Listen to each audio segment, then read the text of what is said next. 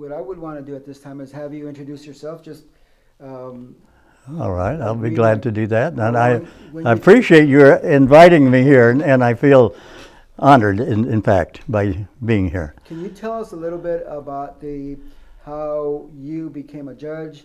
How long you were a judge? Can you give us a little bit of background as to how you came into office?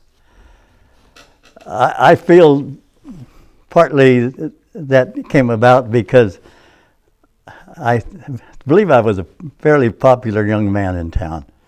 We had I went to school here, and Carlisle was the principal, and soon after graduation from high school, from grammar school, went to high school and played sports there, and was elected to some kind of programs like men's club, things like that. Mm-hmm. So apparently my name was around. People could. You were well liked in the community. I hope so. I think so. And especially my father had the store here. He had it called Al's Store. Also, And I worked for him after school, and he sold various things, and a little hardware and feed for the farm families. Then I went to college and went to both colleges, in fact, University of Arizona and Arizona State. Well, Somerton got pretty well known because it had a very popular softball team. mm-hmm.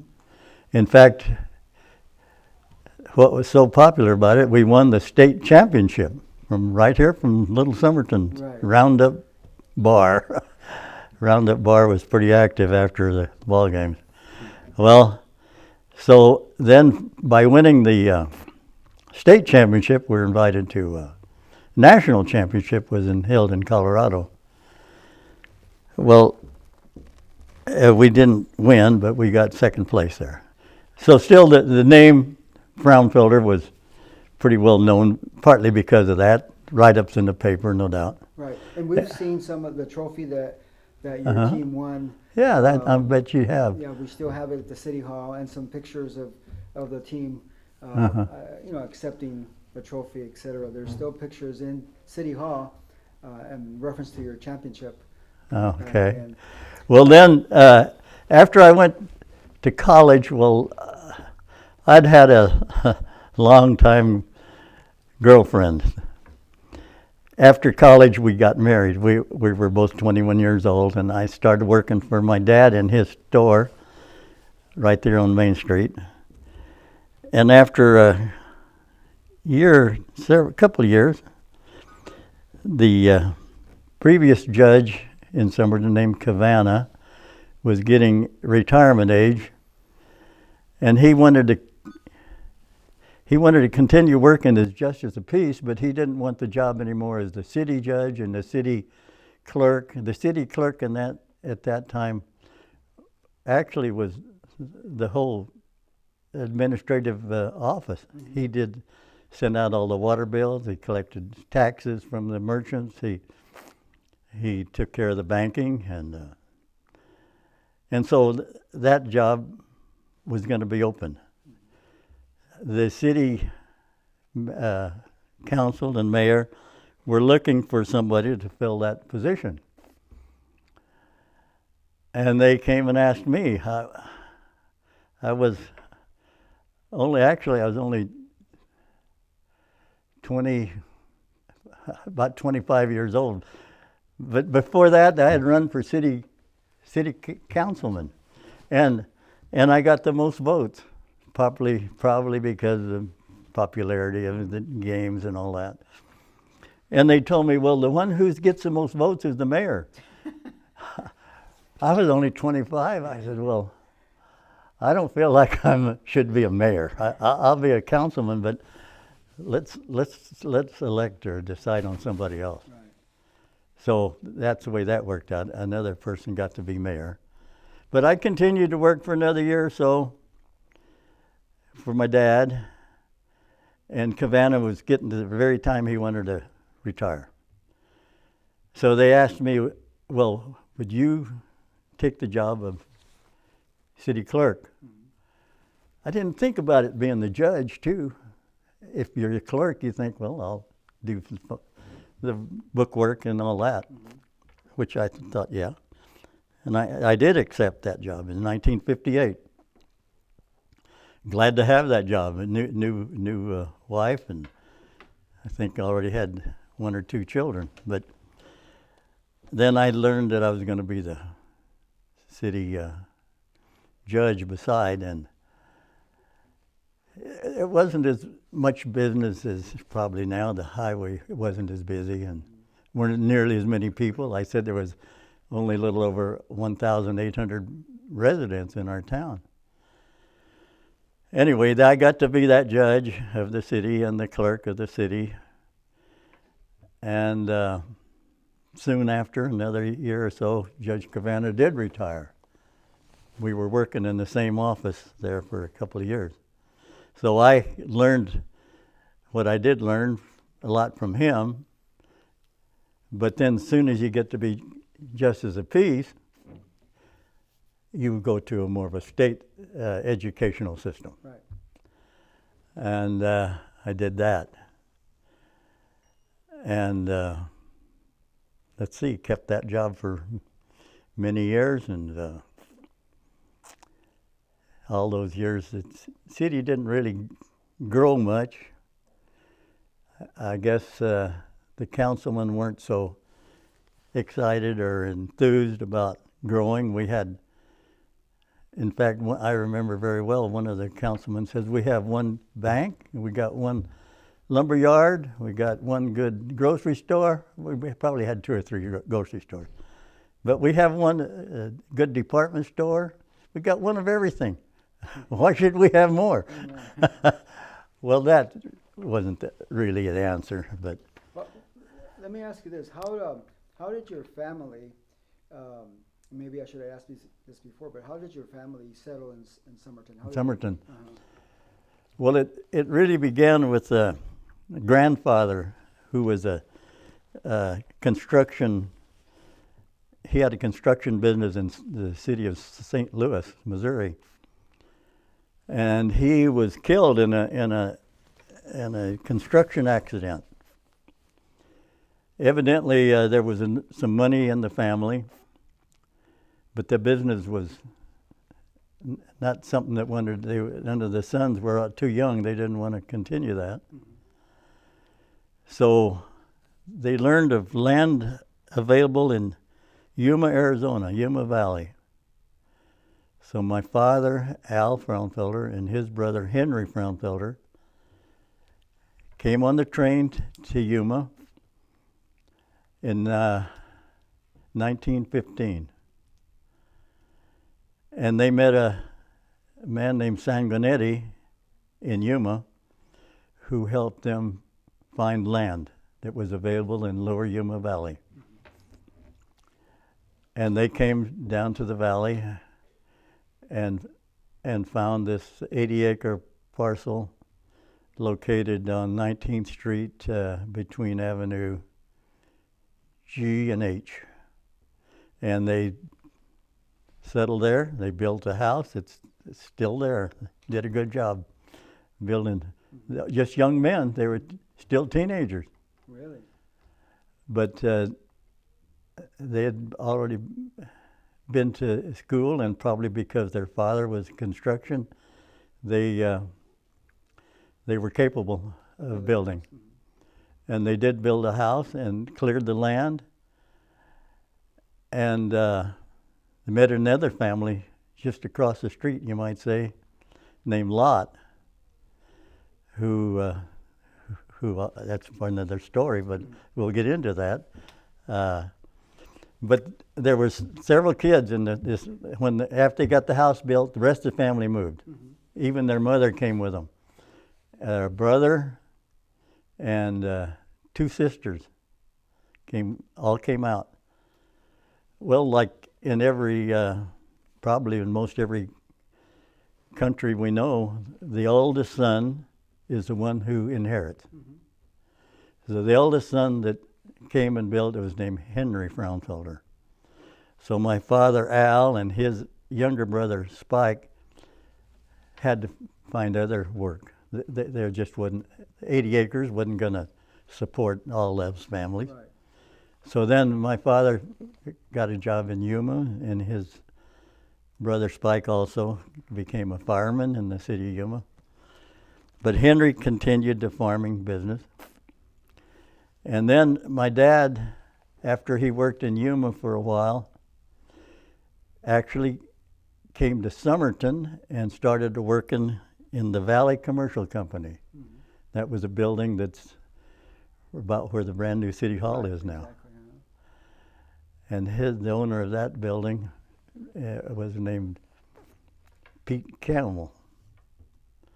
And he called it the Valley Commercial because when he began the business, he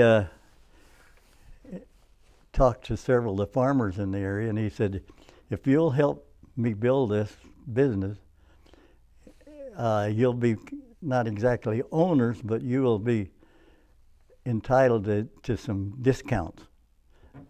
And he had not only, I said, a department store, he not only sold groceries and clothes, but he sold some farm implements too. And in that way, I guess those farmers got their money back, and I don't know how long that lasted, but that was part of their. But anyway, my father worked there for a while. Then he thought he could start his own store, and it was in it was during the war years with Japan and Germany. And in 1941, he began his store, Al's store. That was 1940, you said? 1941, possibly into 42 before it really got going. Mm-hmm. But there was a lot of things that were you weren't able to buy. You couldn't buy a washing machine because the war effort took all those things away. But once in a while, a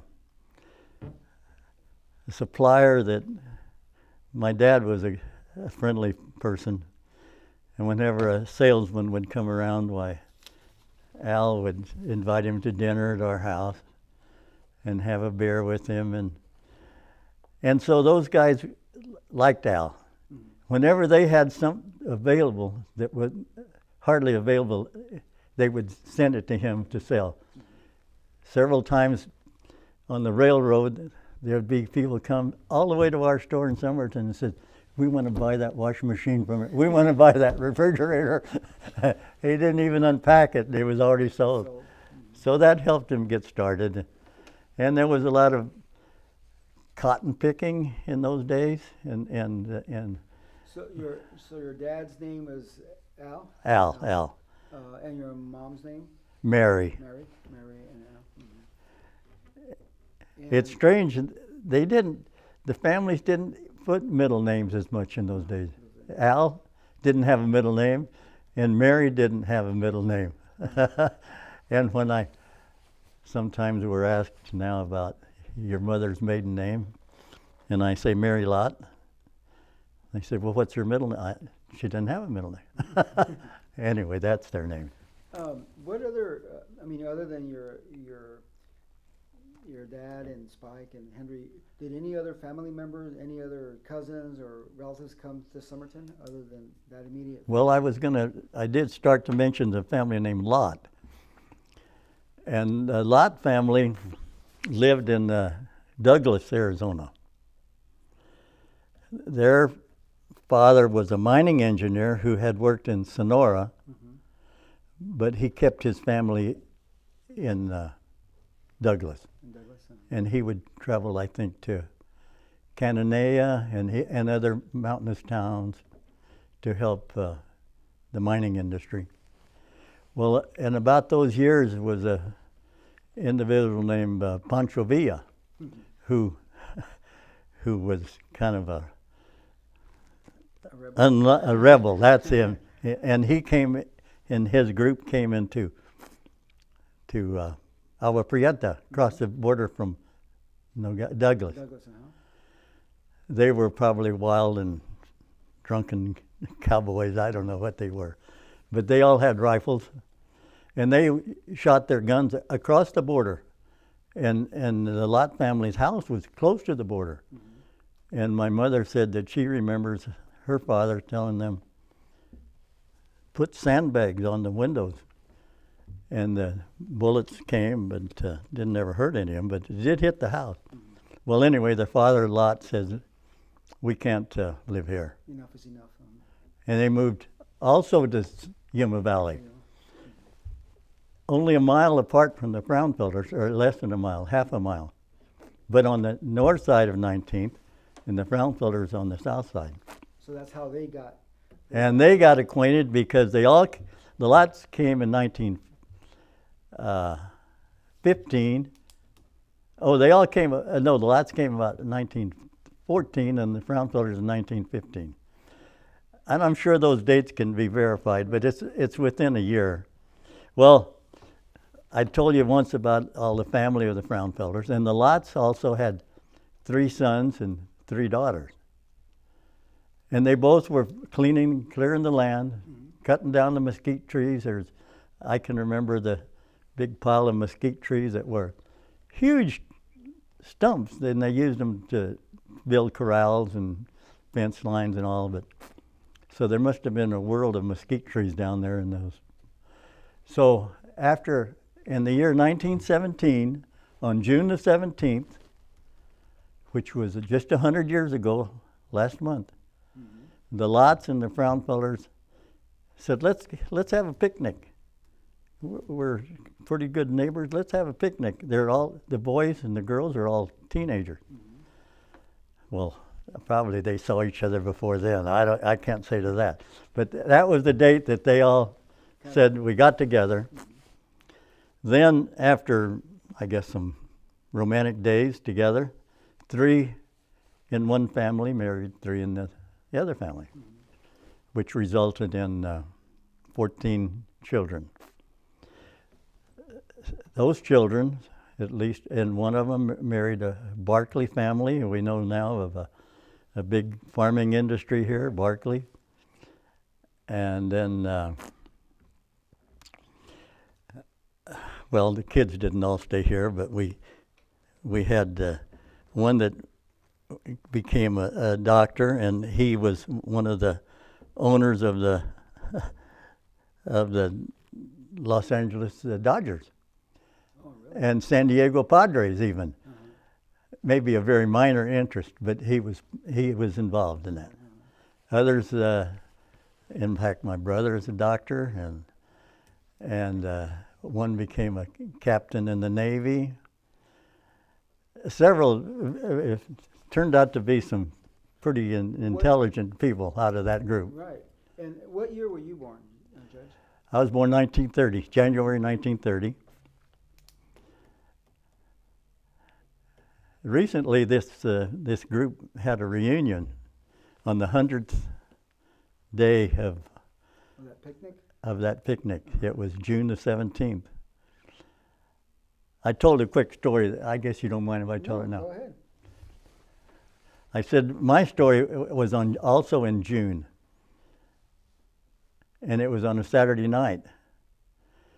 And there's two dates that are important to my story. One of them is 1942, mm-hmm. and the other one is June. 1942, America had been at war with Japan for 6 months. Mm-hmm. And Japan began the war with a big push against the Pacific Ocean. They took over a lot of islands and we destroyed a lot of our ships in Hawaii. Mm-hmm. And people along the West Coast were alarmed that Japan might even continue to our mainland. Mm-hmm. So that 1942, that was important to the story. Right. The other part was June.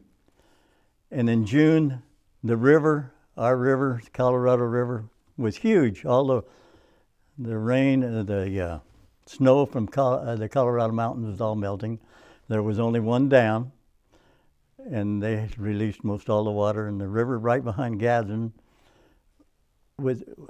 like I say, it was wide. It was maybe close to half a mile wide and deep.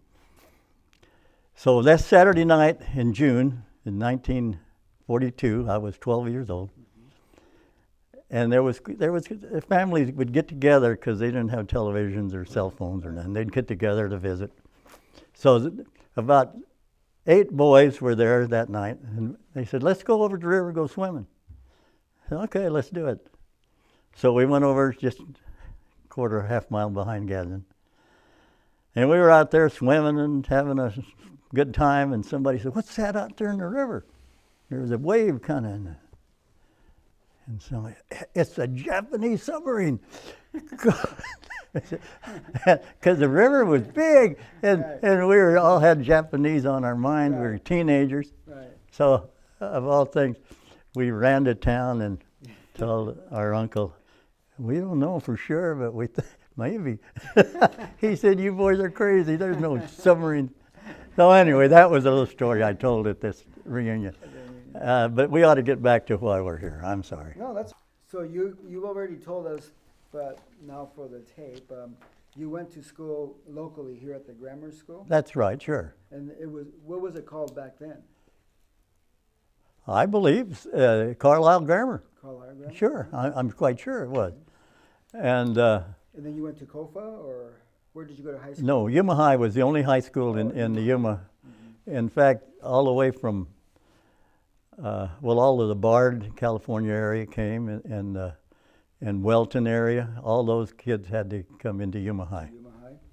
And then the college, you said you went both to U of A and ASU? Fortunately, I had a scholarship to Arizona State. In that time, they called it wasn't Arizona State, Arizona State College.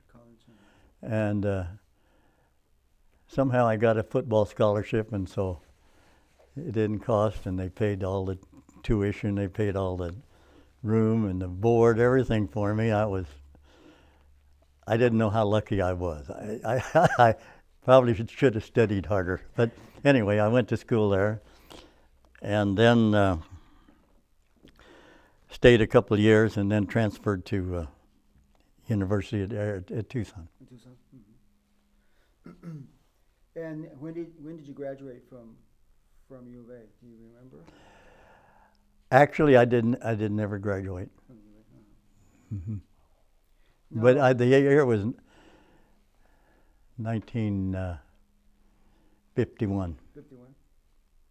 If you would have to say that what would you categorize what your family did when you were a youngster? Was it farming? Would you consider that your family was into farming, or what would be? Well, not my father and mother, but the the uncles, and I think they probably would. That would be best known farming, probably. Yes, and for sure the Lotts. The Lotts. Mm-hmm. Now, so you said you became a judge in 1958. Is that the first time? The city judge. The city judge in 1958. And how long did you stay on as a judge for the city? 90. And then you got elected as a JP in what year? Or you got appointed? Or the election was in 60. The office began in 61. January 61. 61. And on that you retired as a JP in 1986? Sounds correct. 1986. Because that's when, in January 1st of 87, that's when I became. Well, that was it. That's when I became a judge. Okay. Let's see. So can you tell us a little bit, I know we discussed this off camera, can you tell us a little bit about your predecessor, Judge, how do you pronounce it, Kavanaugh? Well, I believe Kavanaugh is the way most people say, but he said Kavanaugh. Kavanaugh, okay. Uh-huh. So can you tell us a little bit, Judge Kavanaugh, how you work with them, where how did you get along with him? Was he what kind of judge he was? He was very, very, very well respected. I can surely say that, and because of his age, and also because of the number of years he'd been here, why everyone called him Judge. Mm-hmm. And he walked to work every day. He lived on Jacob Street near State.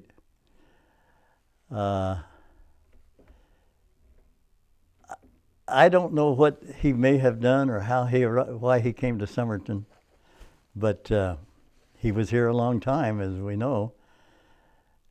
He was married, but I don't believe, I never knew of any children. But he was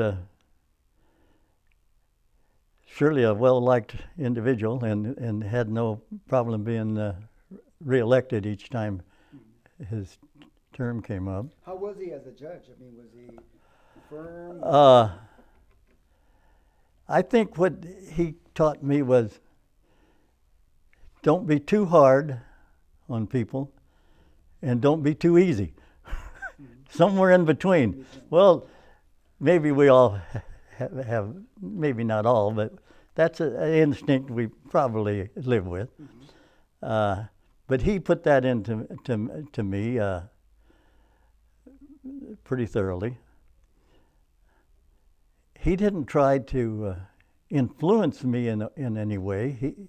He let me learn what I just learned without directing traffic, you might say. But I was stood by him or listened to him, and that helped a lot. Now, when you became a judge, do you remember who was in the city council? The mayor or city council?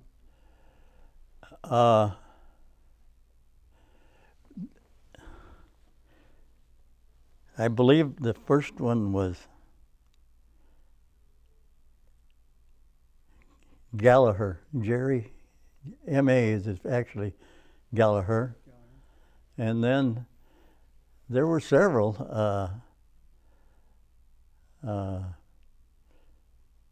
Tom,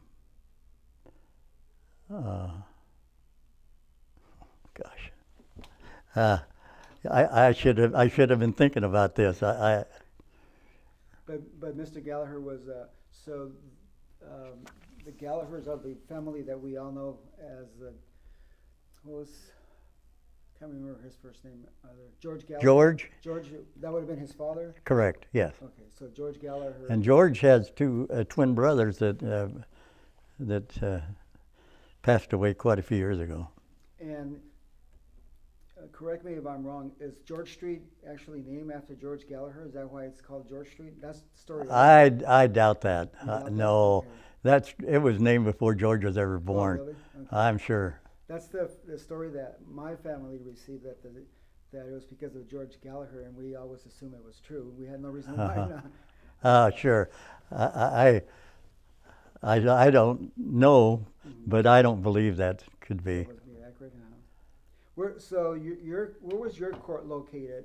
For the audience, where was your court located? Well, we didn't really have an elevated bench. We had a big table that was covered with linoleum, and it was probably maybe 6-8 feet oblong shape, and we didn't often have attorneys, but if the attorneys came, well, one would sit on one side and one on the other, and the defendant might sit in the middle. And there was just one big bench that probably held 5 or 6 people. I say bench, a bench for the people that want audience. And other than that, if you wanted to attend, you had to stand. There wasn't any other place to sit. And the place where the judge sat looked south, and you could look right out the window to Main Street. And Now, would it had, is this would have, that's a very picture of it, that's the sure. picture of where you were at? Where the library got moved, so the library wasn't there anymore, so that made the courtroom a little bigger. Mm-hmm. And just about behind here would have been the judge's bench, and here was it wasn't a divider that went to the ceiling, but it was just a low rail that kind of divided City Hall from the judges. From the judges. Mm-hmm. But it was open. Right, but this is how the building looked. Exactly, when you exactly, were no there. doubt about it. No, So yeah. you would be, your bench was facing Main Street. Oh, that's right. Okay. And prior to it being a city hall, it was a bank. It's what I was told. Mm-hmm. And in fact, I think the safe is still there, probably. Still there. To this day, the Uh-huh. safe is used by the city of Somerton as their safe. Still. Probably it's a Right. well safe. Right, I'd the say. safe, yeah. Uh-huh. Did you have other personnel that assisted you? Did you have clerks? Did you have bailiff, or you were the one man? When I first started, it was just myself and Cavanna, the two of us. Mm-hmm. After he left, the council did provide for a clerk to help with the water bills, and especially when I, as a judge, might have been doing those duties, Mm-hmm. somebody had to be there to collect other payments for. Right. And who was that? Do you remember who they appointed? The first girl that worked there, young lady, was named Gloria. First name Gloria, last name Gloria. Oh, really? You might remember some Glorias from Somerton. Right. Yes, I do. That's her family. Mm-hmm. Evelyn Gloria is her mother. Is she still alive, if you know? No, she's passed. Did she? Mm-hmm. And then when did Amada become your clerk? Gloria. That was after we moved to this building. Oh, after you moved. Uh-huh. What year did you move to this building here? Those are one of those dates I should have made record of. 70s?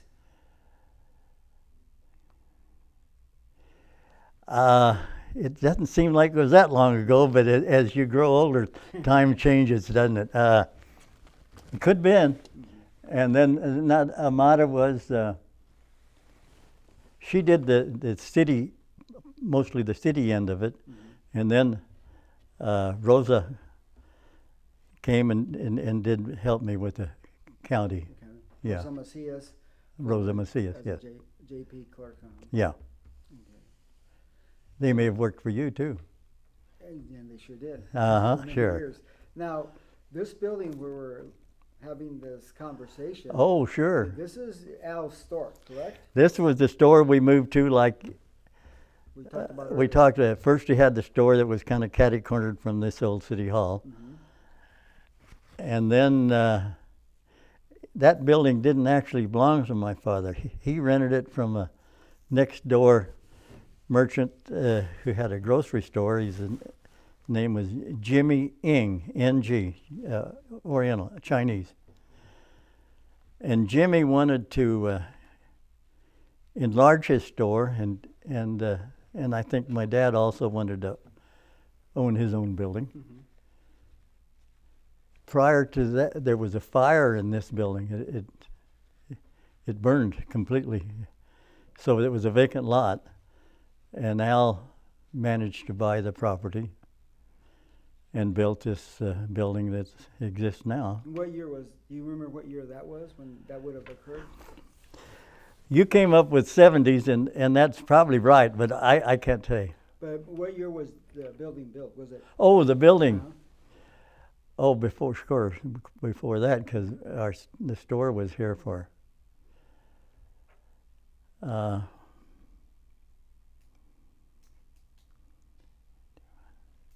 60s, I imagine. Because I remember coming to the store with my parents, with my mother, and this was in the late 60s. Uh-huh. As a child, we You actually came in here. Mhm. So maybe early 60s. Probably early 60s. Mhm.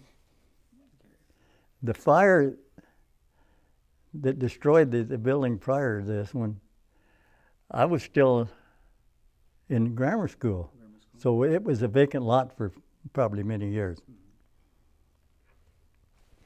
Now, and then, so at one point in time, you were a judge for the county and for the city, and your court was held in the building that your family owned, which is this building here, correct? Yes. Mhm.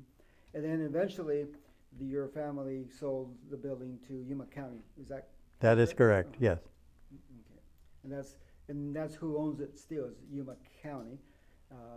And the city of Somerton has a contract, IGA, with the county to use the building.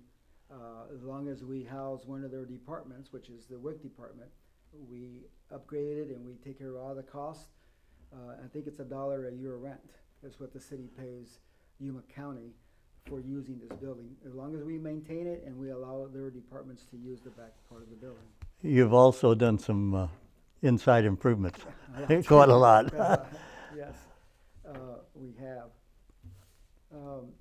Now, do you remember when I first became your successor?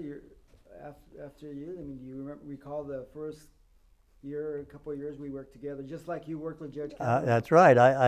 And like he usually left work at noon, I'd do the same thing. Did exactly Uh-huh. the same thing.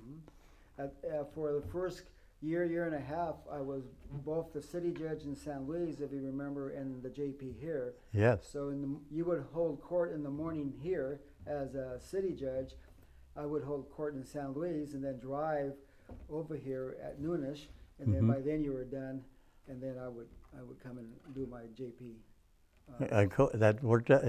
It was fine for me, and I hope the same for you. No, it worked out perfectly for the couple of years that you had remaining. Yeah. Before you retired as a JP. But do you have any memories of that? Did you like the situation? Did you? Well, like I say, it was very good for me. That was about the time I was learning to play golf, and that left me the afternoons. To play golf? Not that I played every day, but I did learn to play. Let me see.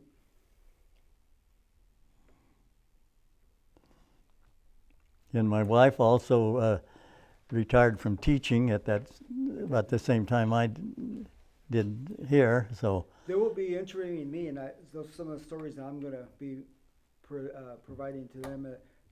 Your wife was one of my teachers in grammar school. Not just me, but for sure, yeah. Several of my siblings went to your wife in grammar school. I don't know if you remember, if I ever told you, but you were a coach, or either the coach or assistant coach in Little League or Pee Wee League, whatever they called it back then. And I actually, sure, Little League. Little League, I actually played for you. No, you Yes, did. I did. You know who often reminds me of that is a man named Alex Payan. I don't know. Alex, yeah. I You remember Alex? Yeah. Yeah. So we might have been on the same team then. We were in the same team. Well, good. We were the same age. We were in the same team. Yeah. We always used to say that you were real nice because whether win or lose, you would take us over to A&W and buy us an ice cream or a soda or something. So maybe I was hoping to get your vote someday, huh? I don't know. I'm glad that you remember that. Yes, I do. And like you, learning from your predecessor, I remember that we sat over here to my right in the same office. You had one desk on one side of the office, and I had the other. We were facing each other, and I would listen to you when you came into court to handle cases. I wouldn't come into court, but I would listen to you. And the clerks, Rosa and Amada, would say, "Well, you can just go in the court." I went, "No, I don't want to go in the court." So I would just literally put my ear up to the door and listen to you handle your cases. So I learned from you in reference to how to treat people and how to handle situations with the officers and the prisoners and the family members. So that came in handy. And I never thanked you for that because you didn't even know it, but I'm thanking you now for allowing me to. Oh, well, to I with tell you. you, I've been impressed and by your work and all the improvements you've made to the court and how you can handle the preliminary hearings without actually being in front of the defendant. You've done a lot of work for our county and city, and I appreciate that. I turned the job over to very capable hands.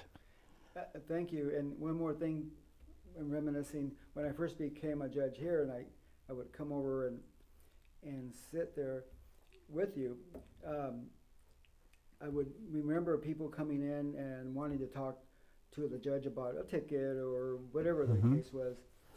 And they would always ask for you. They would say, I'm here to, and they would call me when it was my case, but they would say, no, I want the other judge. He's a nice judge. Well, he didn't call me yet. But it helped me in the sense that I said, he's a judge. He has to send people to jail sometimes. He has to, remove people from their homes sometimes, but yet everybody likes him. All the community still looks up to him, and they respect him. And I remember saying to myself, that's how I want to be. I want people to respect me, even though I'm going to send people to jail, do the same things he's doing. And I'll never forget that they would come in and wanted to talk to you. They would kind of bypass me, and you would say, well, this is Judge Figueroa's case, but we want to talk to you, Judge. Hey, so get that on record for sure. Say something I remembered. I guess I remembered because I've actually been in the hospital several times in the last several years. And one thing that I appreciated, there's some people that bring real pleasant dogs around to visit patients. Mm-hmm. I don't know if you remember, but I had a dog. Yes, I do. And I called him Runner because he ran everywhere, and even the dog catchers came and said, Judge, we got Runner again, I said, okay, I'll go get him. Anyway, he would lay down right over here, and when prisoners were brought, Runner would just lay there and look up at them. And I don't know if dogs can smile, but it would look pleasant at them. And often they would pet the dog, and he'd wag his tail. It relaxed him somehow. Mm-hmm. I'm not saying that we ought to all do that. I'm just saying that I remember that seemed to be working. Well, if you want to stretch it a little bit, he was ahead of his time because now they use dogs, as you say, as comfort pets. Yeah, uh-huh. So Runner was ahead of his time. And I remember one vacation time, my family and I went to San Diego, and the girls were still here, keeping the business going. And they said when I got back, well, you may have gone on vacation, but Runner came to work every day. Okay, one last story about Runner. When you retired, and obviously no longer coming to the office other than saying hi to us once in a while, there was a few times where Runner would still come to Is that right? And he would, Wanting do to his get signal, wag his tail, push the door, and the girls would allow him in. They asked the judge, what do you want us to do with Runner? Go, let him in. So they would open the door, and he'd come in and say where he sat all the time. Uh-huh. Well, one afternoon, right before closing time, he was outside, and so we were getting ready to leave. I locked the door, and he jumped in onto my pickup. I had a small little pickup. And he jumped into my pickup, and I said, oh gosh, what am I going to do? So I took him over to your home. Yeah. And I think I spoke to your wife, and I said, a Runner is here. Oh, okay. So we pulled him off, and I drove off, and he was running right after me. I got to a stop sign, and he jumped on the pickup again. Oh, no. So eventually I came back, and then, of course, your wife grabbed him and held him until I left. But he was so used to still coming to this building after I don't know how many years that he would still come after you retired. And I guess he liked me because he wanted to go home with me. It's almost embarrassing to me, but I guess it was okay. We got through it all right. It was fine. Anything else you want to share with us, Judge? Something that you No, I understand that maybe in the future we'll go over a few more things. Is that right? That's correct, uh-huh. And some people or pictures that. Yes, if you have any photographs, any pictures that you think would be of interest to us, we would definitely. I'll look some more. But I have one similar to this one, and do you ever hear from Wilbur Wright's son? He often writes, and it's in the. Well, I read his The articles. stuff, yeah, and it's a lot about Somerton and about his dad too. So these officers, this was Wilbur? Exactly. Oh, okay. And this man is Poole, Oh, Johnny Poole. Johnny Poole. Prior to them, we had an officer here named Lon Ray. I don't know if you remember that I name. remember that. And then a big, strapling young man named Louis Myers, who, when the council would hire a police officer, they didn't have to have training, you know. It's just a big, strong guy that could handle drunks or people that wanted to fight. And Louis Myers, I remember a couple of young men that were coming through town, probably gone to San Luis, and maybe going faster. I don't know what they could have been doing wrong, but Louis stopped them. And in those days, the police had a paddy wagon. And it was a vehicle that had gates in the back, Right. a door in the back. And if they wanted to arrest somebody, they'd put them in the back. And well, these two young guys were stopped probably down there about where Charles and Frank is, or was, just past the stoplight. Mm-hmm. So Louis put them in the back. And this one individual said, "No, I didn't do nothing. Or I didn't do enough to get arrested," or whatever he said. He left his leg hanging out the door. Mm-hmm. And Louis slammed the door on his leg. And his partner says to him, "Hey, you better get in here. These guys don't know nothing about the law." And he told me that in court, and I didn't know whether to argue with him. Probably true. But somehow we got through Do you that. remember these officers here?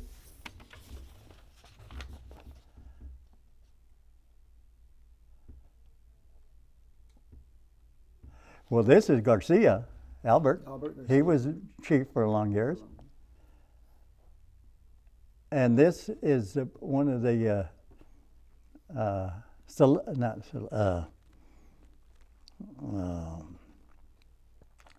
it's a big family here. It has a lot of. Salido? No, Salita married one of the girls. Oh, okay. This is Wilbur. That's Wilbur. And this is a man who was, the name's not here? Yeah, maybe it is. This is Jesse Quinn, or this is Jesse. Which one's Jesse? Jesse's the one in the end. This one, okay. Oh, this must be Vonda Banks. Mm-hmm. Yeah, Judge Neighbors. Was he still judge while you were here? Yes. Do you remember? He was, Yeah. he was the presiding judge when I became a judge. Oh, is he? Yes, My okay. first presiding judge that I worked Uh-huh. under. Sure. And do you remember who he was?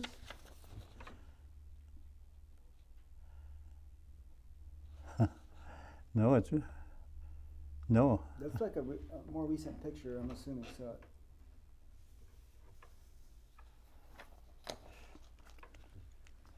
But it looks like the jail was still active.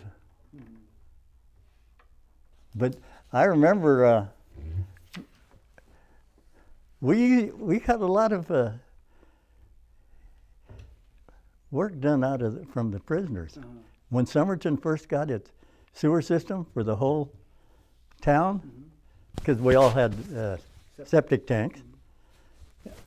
Gallagher was the driving person to get that. He may not have been my first mayor, but anyway, for $100,000, the city of Somerton issued bonds, nowadays 100,000 doesn't sound like that much.